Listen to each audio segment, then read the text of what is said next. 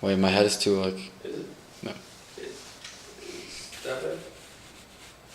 We live, baby. Dude, fuck, I love this mic. Alright, we're back, boys, with another video. Favorite sports show on YouTube. We're VFTB.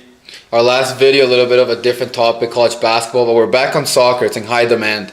And today, a big transfer, Leo. Philippe Coutinho from Liverpool to Barcelona. Yeah, huge transfer. Barcelona's most expensive player ever. And Liverpool fans didn't take it so lightly, actually. Let's watch some clips of Liverpool fans reacting.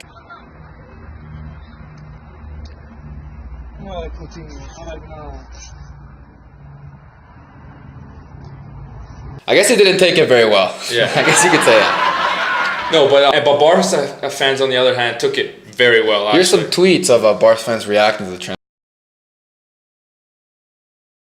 Alright, not only speaking of the Barca fans and how excited they are to have Philippe Coutinho on the team, we're here to talk about what he adds to this Barcelona team. Well, first and foremost, he's a very good player.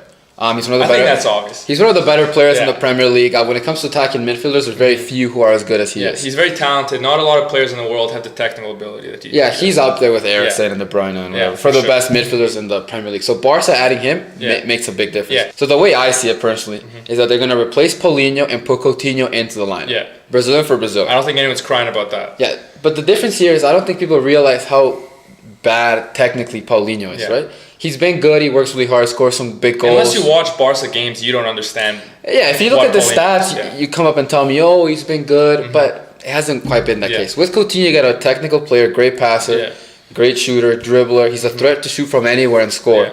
And I think the biggest thing that he brings is that Messi no longer has to drop back to be the creative outlet in the middle. No, I think that's huge. Messi, we've seen a lot this season. Messi dropping back almost into a holding midfield role just to get the ball so he can do something. With Coutinho now, you've even mentioned, and we'll show a stat on the screen, that Coutinho makes so many forward passes, almost double compared to... So per game, like you say, Coutinho is in the mid-33s, about 33 a game, forward pass. Paulinho plays about 18. Yeah. That's not good enough when you're the player behind Messi and Suarez. Like Messi has to drop back then. Now only Suarez is ahead. He's a little bit slower this year. Yeah, he's a little fat, out of shape. You give him the ball, he can't hold it up like he used to, and his passing off when he gets the ball isn't the greatest.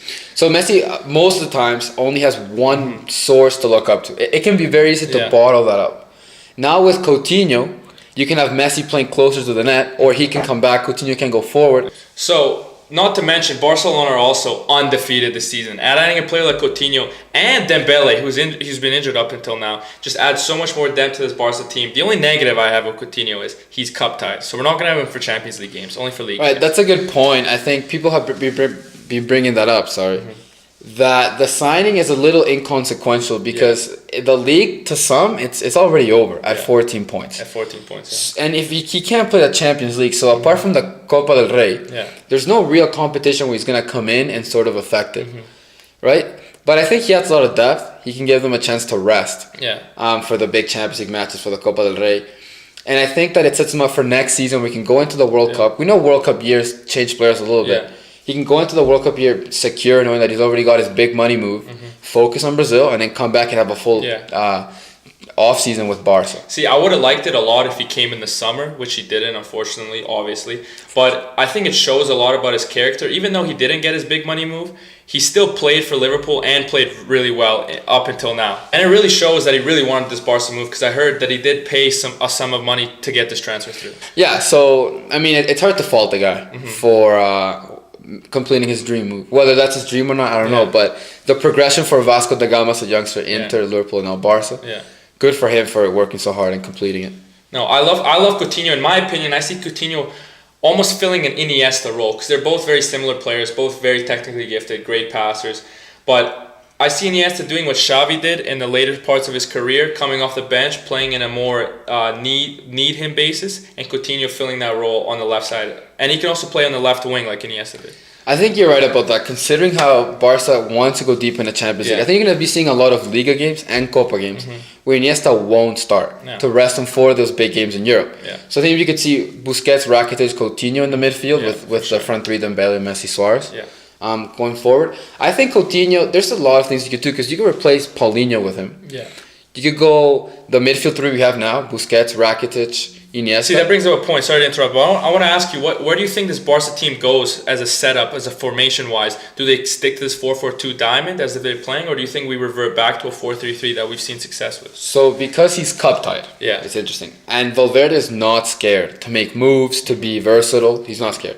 I think in the Champions League, they will stick to the 4-4-2. Yeah. I think Coutinho will continue to start in the Champions League. Against Chelsea, he will start both games. Yeah. Coutinho and Semedo off the bench. Yeah. We saw against Real Madrid what the speed of Semedo could do off the bench. Yeah. Imagine him and Dembele. Yeah. It's a big change.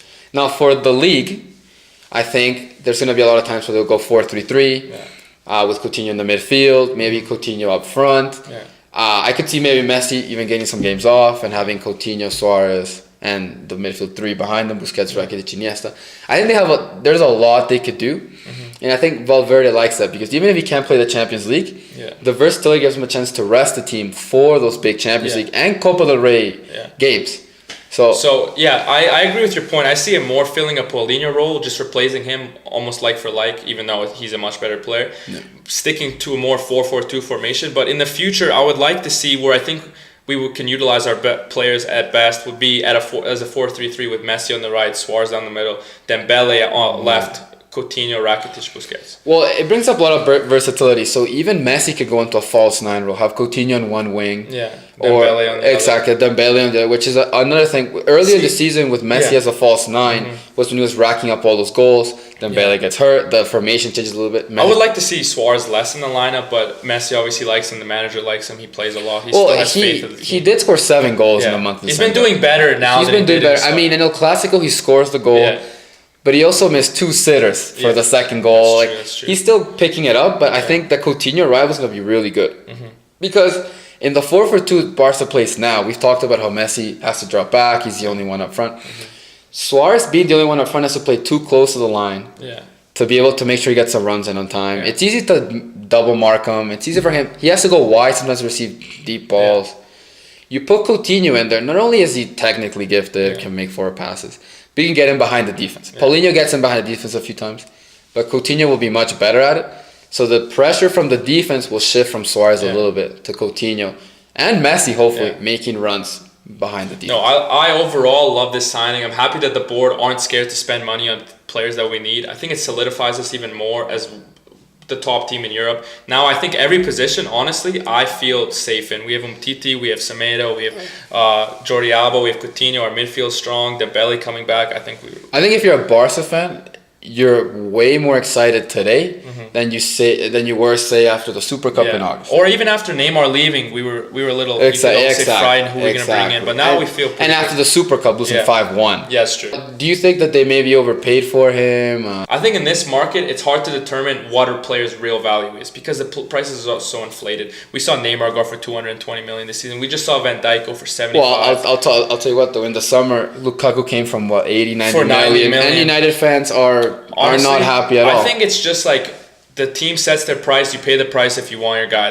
And I think it sets up Barca nicely for the future, having secured this guy already, and Dembele already allows them to come into the next summer clear of what they want to do if they want to sign new players. If they want. Coutinho coming over from Liverpool actually in 200 games scored 54 goals for them and contributed in 46 assists. It's about a goal every 2 games. Yeah, when you consider when he was really young when he started, Suarez was there, Sturridge was there. It's a little different. He compares very favorably to the best players in the Premier League. So I grabbed some random stats: De Bruyne, Eriksen, Ozil, Hazard, Pogba, and he compares very favorably. He's as good as those guys. And I would say those guys have more hype and more sort of placement in European football. People don't really see Coutinho as that level of playmaker. Not only is he as good a playmaker as those guys, but he chips in more goals. Yeah. So I think he's proven himself. And when you compare him to Barca midfielders, he's a bit of a different style. He also creates a lot of chances per game, around 2.6, I think it was. Yeah, 2.8. 2.8. And when you compare him to Barca fans, he creates way more chances per game than they usually do. It's a different system, but I think he'll add a different edge, a more dynamic, more vertical edge that they've sort of been missing in this last few years. When you play with no wingers, you need someone to be able to take risks. Yeah. And it can't only be Messi. It's easy to circle on him. Yeah. Coutinho's going to help with that. And another thing I would say, now Barca have the ball way more than Liverpool do. Well, I wouldn't say way more, but it's more possession game. So if you have the ball, you can't win it back. Yeah. But Coutinho wins the ball back at the same rate that Paulinho does, which is sort of the big the big reason why people insist on him starting. On Coutinho playing, because you think he's a hard worker. He wins balls. He does all the dirty work. But if you compare the stats, so he's proven he can win the ball back, run around the field, and play the 90 minutes. Okay. Leo, as for Liverpool going forward, does this eliminate any chance he had of maybe?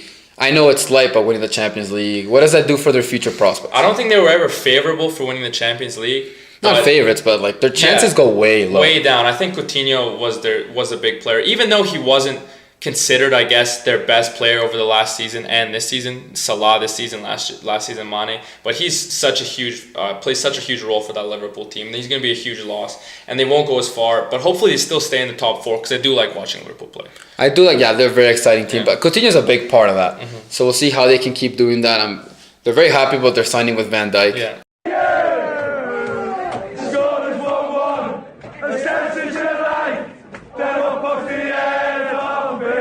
It seems, but and now they have some money to spend. We'll see who they bring in to replace him. They're gonna miss Coutinho a lot. All right, thanks everyone for watching. This was your boys, Voice from the Bleachers, with a video, another soccer video for you guys.